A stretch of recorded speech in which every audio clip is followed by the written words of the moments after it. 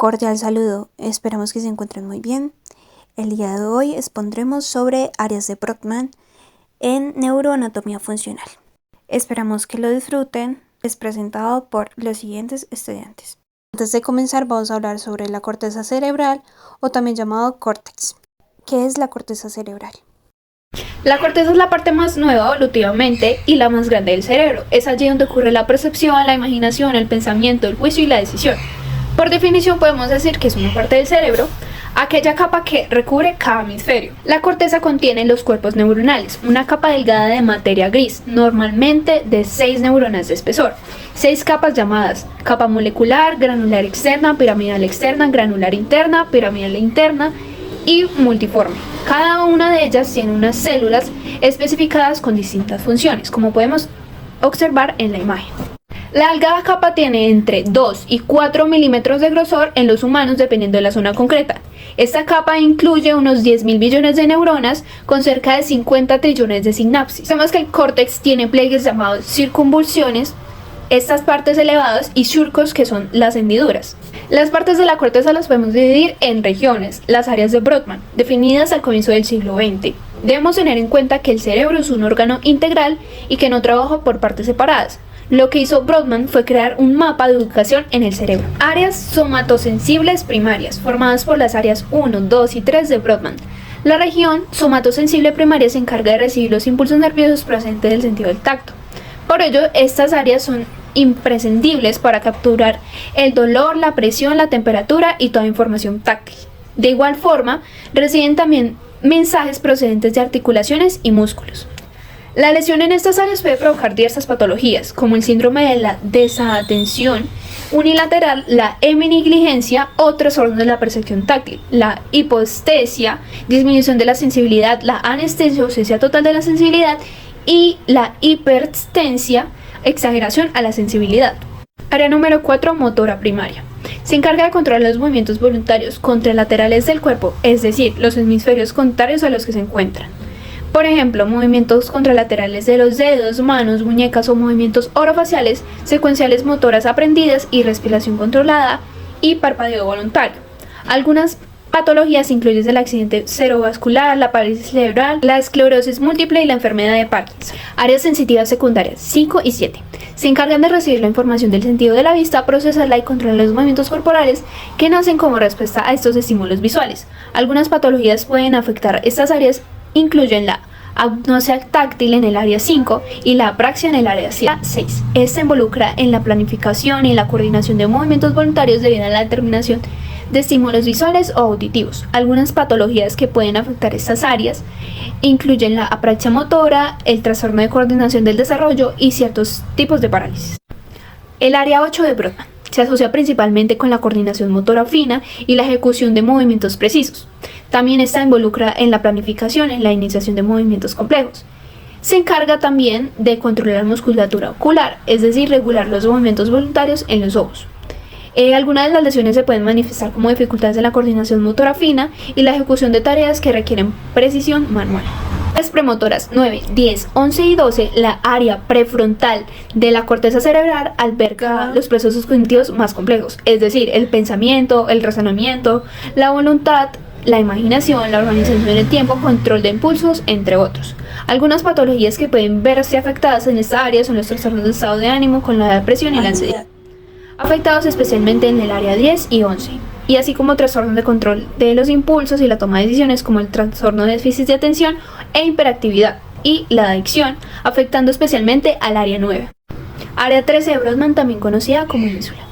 Situada en el lóbulo temporal interno, está asociada con diversas funciones, incluyendo la percepción del dolor, procesamiento de las emociones, la empatía, la cognición social, movimientos musculares necesarios para permitir el habla, es decir, todo lo indispensable para el lenguaje humano. También la regulación del estado interno del cuerpo, como la temperatura y el hambre. Algunas patologías que pueden afectar al área 13 incluyen los trastornos de ansiedad, los trastornos del estado de ánimo, los trastornos alimenticios y trastornos de la percepción, el dolor, entre otros. Área 14 de Brodmann es una región del cerebro ubicada en el lóbulo frontal, justo anterior a la ínsula. Se cree que esta área está involucrada en el procesamiento sensorial y la integración de la información sensorial, y especialmente con el gusto y el olfato. Además, se ha sugerido que el área 14 puede estar implicada en funciones cognitivas superiores, como la memoria, la atención. Sin embargo, sus funciones exactas aún no están completamente comprendidas y siguen siendo objeto de investigación. Algunas patologías neurológicas que afectan regiones cercanas al área 14, como la corteza frontal, podrían tener efectos indirectos sobre esta área. Esto puede incluir trastornos cognitivos, alteraciones en la percepción sensorial y cambios en la regulación emocional. Área 15 de Brodmann. Aún no se comprende su función completamente, pero esta se encarga de percibir los cambios en nuestra presión sanguínea, teniendo importancia también en el desarrollo de ataques de pánico.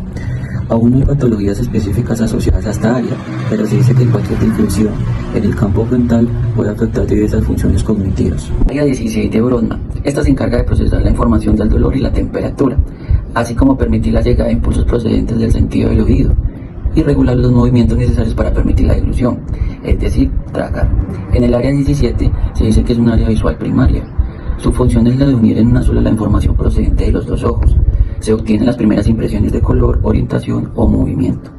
Áreas 18 y 19, también conocidas como área psicovisual, permite disponer de una visión en 3 dimensiones, detectar variaciones en la intensidad lumínica y la asociación de estímulos visuales a la memoria, es decir, almacenar recuerdos en forma de imagen. Área 20 y 21, áreas de la región del lóbulo temporal. Su función es la de analizar los aspectos más complejos de la información de los sentidos, es decir, permite vincular la experimentación de sensaciones al pensamiento y al razonamiento. Área 22, se dice que esto es un área psicoauditiva. Es la región de la corteza cerebral que permite la comprensión del lenguaje oral, es decir, procesa la información auditiva y estimula los procesos necesarios para entender lo que nos dicen. Áreas 23 y 24. Estas conforman la región límbica de la corteza cerebral junto con el área 29, 30 y 38. Estas áreas están muy vinculadas con el desarrollo de emociones, especialmente las más básicas, y ejecución de comportamientos instintivos. Área 25 de Brodmann. Esta regula el estado de ánimo, el sueño y el apetito. De igual modo, recientemente se ha estado vinculando este área con el control de movimientos de las extremidades inferiores e incluso con el desarrollo de la autoestima. En el área 26 es un área de gran importancia para el campo de la psicología, pues es la región vinculada a lo que se conoce como memoria autobiográfica, es decir, la zona donde almacenamos los recuerdos de quién somos y de dónde vinimos. El área 28 y el área 34, más conocidas como la corteza olfatoria, se encargan de la recuperación de los recuerdos por medio de la percepción de los olores, aunque su función principal es la de controlar los movimientos corporales vinculados al sistema olfatorio. Su patología, el área 28 de patología tiene la depresión y el área 34 de patología tiene la esquizofrenia, la psicosis y la paranoia. El área 31 se caracteriza por ser una de las regiones principales de la corteza cerebral. En esta área se relaciona lo que viene siendo la memoria y las emociones. Y la patología de esta área vendría siendo el trastorno compulsivo obsesivo. El área 32 se encarga de inhibir las respuestas instintivas, una de las cosas que el ser humano más hace, y de la toma de decisiones. La patología de esta área es el trastorno bipolar. El área 33 se vincula con la toma de decisiones. También nos ayuda a procesar mejor nuestras emociones y a organizar nuestros movimientos corporales para realizar actividades físicas concretas. La patología de esta área es la ansiedad. El área 36 se relaciona con el reconocimiento de imágenes y con la memoria. En este se almacena información de forma inconsciente, es decir, que no teníamos pensado llegar a recordar. Y la patología de esta área es el trastorno de la memoria. El área 37 nos ayuda y se vincula al reconocimiento de rostros, es decir, que en este se almacenan todos los rostros que conocemos. Del mismo modo, en la comprensión de las metáforas y también se relacionan de forma poética, y con ello podemos llegar a aprender del lenguaje de signos. La patología de esta área es el trastorno de procesamiento visual. El área 39 y 40 no solo se encargan de la comprensión de palabras, sino que también nos ayudan a realizar discursos de forma bien estructurada y nos ayudan a organizar adecuadamente nuestras palabras para poder ser entendidas y verbalizadas de forma correcta. El trastorno del área 39 es la afasia y el trastorno del área 40 vendría siendo el trastorno de la escritura. Sonidos en el espacio, es decir, que logremos identificar de dónde vienen los sonidos que percibimos y del mismo modo que podamos darnos cuenta de las variaciones que hay en el mismo, de las pequeñas variaciones que hay en el mismo. La patología del área 41 es el trastorno auditivo y del área 42 es el trastorno del procesamiento auditivo. Área 43, corteza gustativa. Esta área se implica en la percepción del gusto. Las lesiones aquí pueden causar disgesia central, una condición en la que se experimentan alteraciones en la percepción del gusto. Por ejemplo, los pacientes pueden percibir sabores anormales o distorsionados, ya sea como sabores metálicos o amargos, incluso cuando consumen alimentos dulces. En cuanto al área 44 y 45, o áreas de Broca, estas áreas están relacionadas con la producción del lenguaje hablado. La afasia de Broca es una patología bastante común asociada con lesiones aquí.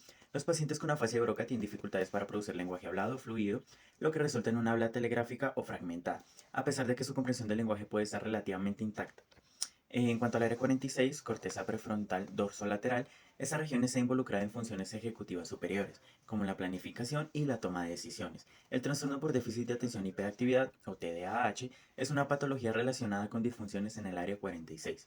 En cuanto al área 47, corteza frontal orbitaria, esa área juega un papel en la regulación emocional y la toma de decisiones. La difusión prefrontal ventromedial, lesiones asociadas en esta área, puede resultar en cambios en la personalidad, la falta de empatía y dificultades en la toma de decisiones basadas en el análisis de recompensas y castigos.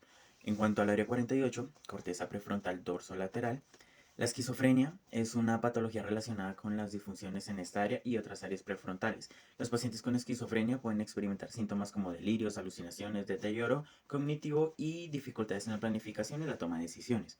El área 49, corteza prefrontal dorsolateral, esa área también tiene que ver con el Alzheimer, está implicada en la memoria de trabajo y la atención sostenida. Esa patología del Alzheimer le da a nuestros pacientes también el deterioro cognitivo, problemas en la memoria, la atención y la toma de decisiones. En cuanto al área 50, la región parieto-occipital,